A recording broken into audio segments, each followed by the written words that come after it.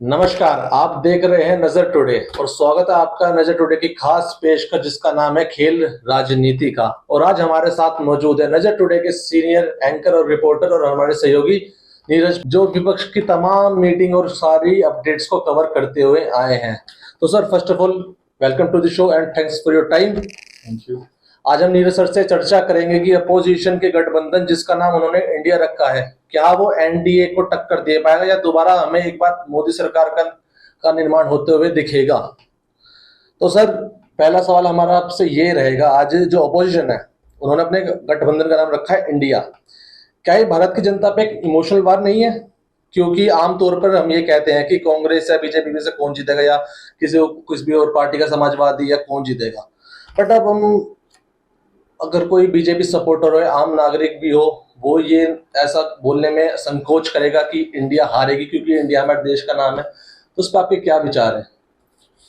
देखिए, अगर इस न्यूज़ की, इस खबर की आप अगर गहराई में जाएंगे तो 2019 का लोकसभा चुनाव अपन सभी को याद है कि किस तरह एक राष्ट्रवाद की लहर ने पूरे ही जो असल मुद्दे थे उनसे चुनाव को एकदम इतर पहुंचा दिया था, एक तरह से अलग पहुंचा दिया था। उसका बड़ा कारण एक पुलवामा अटैक माना गया था। उसमें जिस तरीके से हमारे सैनिकों की शहादत हुई थी और उसके बाद जो एयर स्ट्राइक हुई थी, तो उससे वो माहौल एकदम बना था। और मुझे लगता है कि कर्नाटक में जो मीटिंग संपन्न हुई है विपक्षी दलों की, उसमें इस बात की गहन चर्चा हुई और उसके बाद चर्चा का जो निष्कर्ष है वो यही निकला। और बिहार के उप मुख्यमंत्री तेजस्वी यादव ने जब कहा कि इसके अगर नरेंद्र मोदी या उनके जिस तरीका का उनका जो ओरा है, अगर उनकी काट के लिए अगर हम कुछ ढूंढ पाते हैं तो वो सबसे बड़ा एक पॉलिटिकल मैसेज होगा।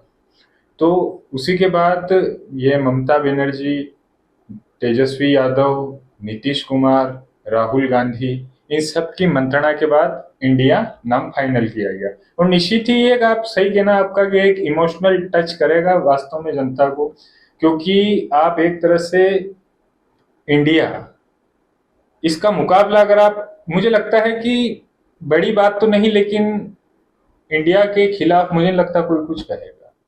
बिल्कुल सही बात। और जो हमारा अगला सवाल है वो इसी से जुड़ा हुआ है कि जो अपोजिशन पार्टी में बीजेपी का इतना खौफ है कि सारे एकजुट होकर ये इससे लड़ रहे हैं बीजेपी से। क्या, अगर मैं बात करूं, इन पार्टियों में इंडिविजुअली इतनी क्षमता नहीं है कि वो इंडिविजुअली बीजेपी से कॉन्टेस्ट कर पाए इलेक्शंस को? देखिए, ये कहना तो गलत है कि अकेली भारतीय जनता पार्टी, क्योंकि कर्नाटक में जिस दिन विपक्ष की मीटिंग हुई थी उसी दिन दिल्ली के अशोका होटल में एनडीए के समर्थन वाले जो दल हैं उनकी मीटिंग दिल्ली के होटल अशोका में हुई थी। और आपको जानकर हैरानी होगी, विपक्ष में थे टोटल 24 से 26 दल की उस दिन मीटिंग थी। और यहाँ 38 दल हैं। नरेंद्र मोदी और एनडीए का जो गठबंधन है कि उसमें 38 दल हैं।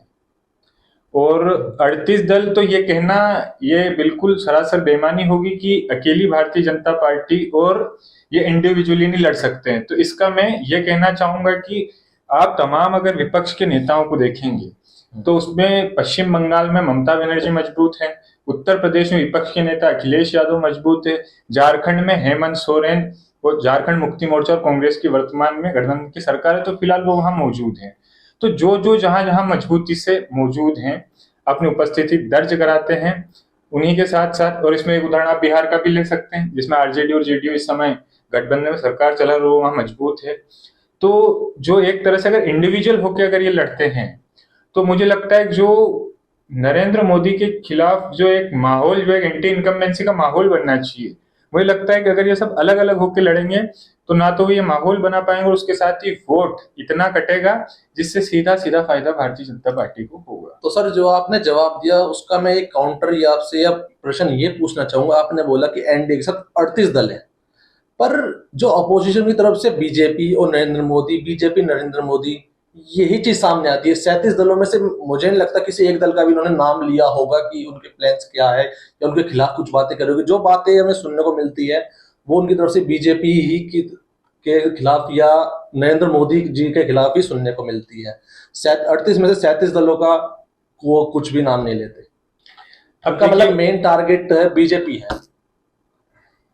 अब देखिए, जब आप बहुत अच्छा प्रश्न किया आपने, जब कर्नाटक के विपक्ष की जो भी रैली हुई थी, हाँ जी, उसमें हाँ जो जी। साझा प्रेस कॉन्फ्रेंस हुई थी, हाँ जी, हाँ जी। ठीक है कि, और जहां सोनिया गांधी ने एक डिनर पार्टी आयोजित की थी, और उसके पीछे अगर आप पोस्टर देखेंगे तो उसमें विपक्ष के तमाम नेताओं की उसमें तस्वीर थी जो उस मीटिंग में मौजूद थे, चाहे सिंगल मेंबर पार्टी हो या फिर कोई राष्ट्रीय पार्टी। और यही का यही आप होटल अशोका में जो मीटिंग हुई है एनडीए की, अगर उसमें गौर करेंगे तो उसमें पीछे जो फ्लेक्स पोस्टर लगे हैं उसमें सिर्फ नरेंद्र मोदी की तस्वीर है।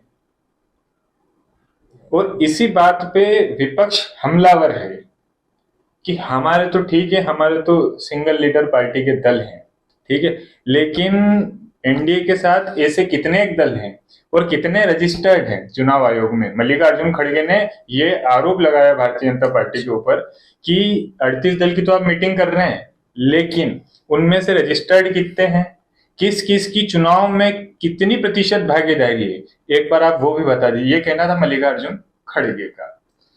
तो मतलब आपके हिसाब से बीजेपी जो पुरानी स्ट्रेटेजी है, बीजेपी सॉरी अपोजिशन पुरानी स्ट्रेटेजी अपनाना चाह रहे हैं कि जो सेना का लीडर होता है उसे गिरा दो तो युद्ध तुम ही जीत जाते हो।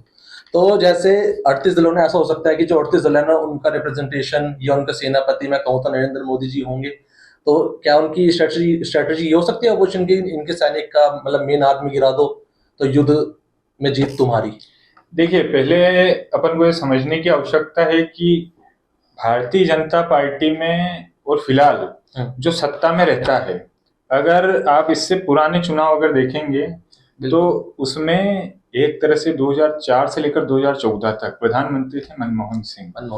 तो एक तरह से प्रधानमंत्री की उस समय जो उनके खिलाफ जो प्रचार किया गया, जिस तरीके की बयान दिए गए, जिस तरीके से मतलब एक तरह से उनके खिलाफ जो बातें कही गई, तो निश्चित ही जो सत्ता में होता है और जो सत्ता के शीर्ष में होता है, और इस समय वो प्रधानमंत्री मोदी हैं, तो अगर विपक्ष उनके खिलाफ कुछ बोलता है तो निश्चित ही संदेश जो सत्ता के शीर्ष पे होगा उसके खिलाफ ही जाएगा।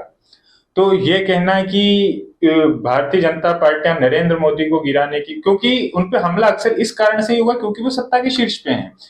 क्योंकि अगर आप, जाहिर सी बात है, अगर कोई अगर निचले स्तर का आदमी होगा या कोई सी छोटी पार्टी होगी तो उस पर क्यों कोई वो ब्लेम करेगा। तो जो सत्ता के शीर्ष पे होता है, जो प्रथम नागरिक होता है सत्ता के शीर्ष वाला, संगठन के शीर्ष वाला, तो निश्चित ही विरोधाभास या विरोध उसी का होता है। तो मोदी जी ने अपनी रिसेंट इंटरव्यू में ये कहा था कि जो गठबंधन नेगेटिविटी के तर्ज पे बनते हैं, गठबंधन तो शुरू से इतिहास में बनते आए और बनते भी तमाम देशों में बनते हैं, पर मोदी जी का ये कहना है कि जो गठबंधन नेगेटिविटी के तर्ज पे बनते हैं वो कभी सफल नहीं होते। तो आपके हिसाब से जो गठबंधन बना है इंडिया नाम का, ये नेगेटिविटी के तर्ज पे है या नहीं? नहीं, तो ये तो देखिए, इसमें मैं नेगेटिविटी मतलब ये गठबंधन का देश में एक इतिहास रहा है, बिल्कुल। और वो सिर्फ इस समय का नहीं, वो आप मतलब चाहे 70 का दशक देख लीजिए, 80 का दशक देख लीजिए, 90 का दशक देख लीजिए, गठबंधन बने हैं। और आज अगर प्रधानमंत्री जी ये कहते हैं कि नकारात्मकता का गठबंधन है, तो मुझे लगता है कि अटल बिहारी वाजपेयी ने 5 साल जो सरकार चलाई थी, ठीक है, वो भी गठबंधन की थी। तो निश्चित ही ये कहना कि नकारात्मक और नेगेटिव लोगों का ये गठबंधन है, तो मुझे लगता है कि सबकी अपनी अपनी अलग अलग आइडियोलॉजी है, अपना विचार है, और कहीं ना कहीं भारतीय जनता पार्टी की विचारधारा के खिलाफ वो लोग खड़े हुए हैं, ऐसा बार बार उनका भी कहना है। अच्छा, तो यही चीज है। और इसके साथ साथ सिर्फ एक तरह से आरोप लगाना नहीं, क्योंकि जैसा मेरा मानना है और जैसा मैं जिन जिन जो विपक्ष के कुछ ऐसे तमाम नेता भी हैं जिनसे कुछ मेरी बातचीत हुई है, तो उनका कहना यही है कि जो मेन चीज जिसपे फोकस होनी चाहिए, तो राजनीति का केंद्र जो है वो कुछ और हो गया है। तो उन्होंने यही कहा कि जो हमारी प्राइमरी चीजें हैं, जिसमें रोजगार, खाना और ऐसी बहुत सी चीजें हैं, कि जब तक हम उन बुनियादी सुविधाओं पर पकड़ नहीं पाते हैं, तब तक हम चाहे 2075 या 2050 तक की बात करें, वो एक तरह सरासर बेईमानी होगी। तो यही कुछ आरोप है विपक्ष के जो बार बार नेता लगाते हैं प्रधानमंत्री के ऊपर। बट मैं आपके एक चीज पे विचार जानना चाहूंगा। आपने अभी मेंशन करा अपनी बात में रोजगार, तो विपक्ष की तरफ से पहला ये सवाल होता है बीजेपी के खिलाफ कि बीजेपी की सरकार में रोजगार खत्म हो गए। तो मेरा ये आपसे सवाल ये है कि जो बीजेपी ने रोजगार खत्म करा, ऐसा विपक्ष का कहना है, वो सरकारी रोजगार खत्म करा होगा, अगर करा भी होगा तो, क्योंकि प्राइवेट सेक्टर तो उनके कंट्रोल में है नहीं।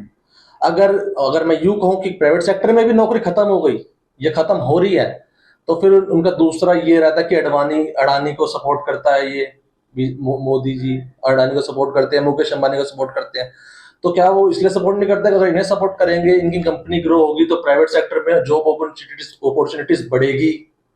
तो आपका इस बारे में क्या कहना है कि बताइए कि अगर सरकारी खत्म हो रही है तो प्राइवेट नौकरीज बढ़ रही है। अगर अडानी को या अगर मुकेश अंबानी को सरकार की तरफ से थोड़ा सा सपोर्ट नहीं होगा, तो फिर प्राइवेट सेक्टर की नौकरी भी कम होती हुई दिखेंगी हमें। तो इस पर आपके क्या विचार है कि ये बात कितनी हद तक ठीक है कि रोजगार पहली बात तो खत्म हुआ भी है या नहीं भी हुआ, या क्या स्थिति है रोजगार की भारत में? देखिए, सामान्यतः और एक रिपोर्ट आई थी अभी पिछले दिनों, जिसमें भारत में बेरोजगारी की दर जो है वो बीते 45 साल से सबसे चरम सीमा पे है इस समय। और यही विपक्ष प्रधानमंत्री पर आरोप लगाने के लिए आधार बनाता है इन सभी रिपोर्टों को। और ये कहना, और इसके लिए मैं इसमें प्रधानमंत्री जी की एक बात मेंशन करना चाहूंगा कि क्योंकि उन्होंने ऐसे कई मौकों पर ये बात कही है कि हमें एक तरह से जॉब क्रिएटर बनना है, जॉब क्रिएटर, क्योंकि निश्चित ही हिंदुस्तान में जो युवाओं की जो आबादी है वो कहीं अधिक है। तो यही प्रधानमंत्री का संदेश रहता है कि कैसे हम सिर्फ एक नौकरी के पीछे नहीं, बल्कि हम एक नौकरी देने वाले, मतलब ऐसी अपने अंदर हम स्किल डेवलप करें। परंतु जो सा आप देखेंगे, इन सब के लिए जो योजनाएं होनी चाहिए, जैसे मुद्रा लोन या ऐसी कई योजनाएं, स्टार्टअप इंडिया, स्किल इंडिया, ये सब चीजें, तो इन सब में अगर वास्तव में मौजूदा सरकार को 9 साल पूरे होने आए हैं और अगले साल आम चुनाव की दहलीज पे वर्तमान सरकार खड़ी है, और ये कि सरकार ने कुछ चीजें प्राइवेट की, निश्चित प्राइवेट ये, चाहे उसमें बैंक हो, रेलवे स्टेशन हो, एयरपोर्ट हो, ये सभी चीजें सरकार ने प्राइवेट की हैं। परंतु इससे प्राइवेट सेक्टर में भी जो जॉब थी वो एक तरह से संकुचित हुई है। और इसके बाद महंगाई, जिसे विपक्ष लगातार भुनाने का प्रयास कर रहा है, और अभी फिलहाल जो टमाटर का जो रेट है, इसके साथ विपक्ष खुद चाहता है कि हम प्रधानमंत्री को और भारतीय जनता पार्टी को सिर्फ इन्हीं नैरेटिव में एक तरह से उलझा सके। लेकिन वहीं दूसरी ओर विपक्ष के कुछ नेताओं को इस बात की भी चिंता है कि उत्तर प्रदेश में अगर राम मंदिर का निर्माण होता है और उसका उद्घाटन चुनाव से पहले होता है, तो कहीं न कहीं उसका इफेक्ट लोकसभा चुनाव पर पड़ेगा। निश्चित बात है, इसमें कोई दो राय वाली बात नहीं।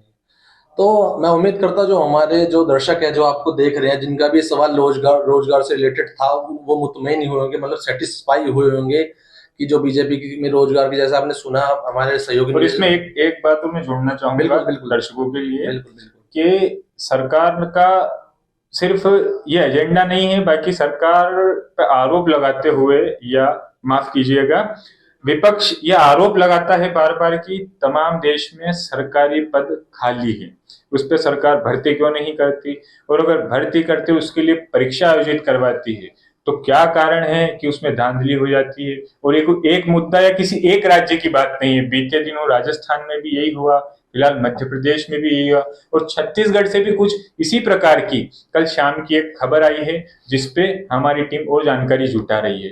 तो ये सिर्फ एक तरह से कह देना है बेरोजगारी बहुत ज्यादा है, लेकिन इसके निराकरण के लिए अगर विपक्ष भी ये बात करता है, और अगर आप चुन के आते हैं, तो वास्तव में आपका विजन, आपका प्लान, क्योंकि जिन चीजों को लेकर आप अभी कोस रहे हैं, कल को अगर आप सत्ता में आते हैं तो उनके लिए आपके पास क्या प्रोग्राम है।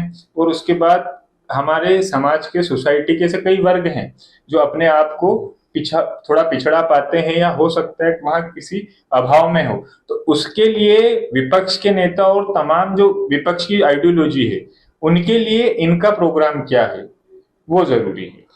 तो जैसे नीरज जी ने भी मेंशन करा, अपने ब्लूप्रिंट्स या फ्यूचर प्लान बताने की जरूरत है। मेरा अगला सवाल इसी से रिलेटेड था कि नीरज जी एक बात बताइए कि जो अपोजिशन पार्टी है उनको अपने फ्यूचर प्लान्स, अपनी पॉलिसी बताने की जरूरत थी कि हम अगर सरकार में आते हैं तो हम ये करेंगे विकास के लिए, ये करेंगे। अपनी फ्यूचर प्लान्स बताते, अपनी पॉलिसीज बताते, जनता के विकास के लिए वो क्या करेंगे ये बताते, या एक ग्रुप बना लेना, ये कारगर स्ट्रेटजी है तुम्हारे हिसाब से? कारगर कौन सी स्ट्रेटजी है तुम्हारे हिसाब से? या तो ये, या अपनी पॉलिसीज बताना, या ये गठबंधन बना जो ग्रुप इन्होंने बनाया है? मुझे लगता है दोनों ही कारगर है। दोनों ही कारगर है, बट एक मिसिंग है पॉलिसीज और ब्लूप्रिंट फ्यूचर प्लान मेरे हिसाब से मिसिंग है। ये विपक्ष की तरफ से ये नहीं आया कि उनके फ्यूचर प्लान्स क्या होंगे।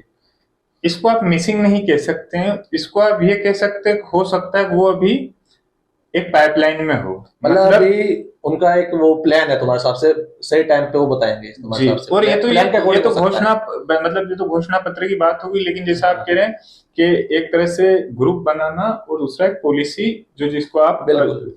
तो निश्चित ही हर पार्टी चुनाव में जाने से पहले अपना अपना घोषणा पत्र, और आजकल तो एक नया नाम आ गया वचन पत्र। वचन पत्र, हाँ, तो सही बात है। आजकल तो एक नया नाम है वचन पत्र। तो ये सभी चीजें, चाहे कोई सी पार्टी हो, वचन पत्र के लीजिए, आप संकल्प पत्र के लीजिए, या और भी बहुत सी चीजें हैं कि किस तरीके से उसको अट्रैक्टिव, ठीक है। सही। लेकिन मुझे लगता है कि वो अट्रैक्टिव तब होगा जब उसमें लिखी हुई उस घोषणा पत्र की, होगा, हाँ, बातें लिखी हुई, वो जनता तक कितनी पहुंच रही है, वो इम्प्लीमेंट कितनी हो रही है, जनता कितना रिलेट कर पा रही है। बिल्कुल। और वास्तव में जो अंत्योदय जिस समाज में जो अंतिम पंक्ति में बैठा अंतिम व्यक्ति उस तक पहुंच पा रहा है या नहीं पहुंच पा रहा है।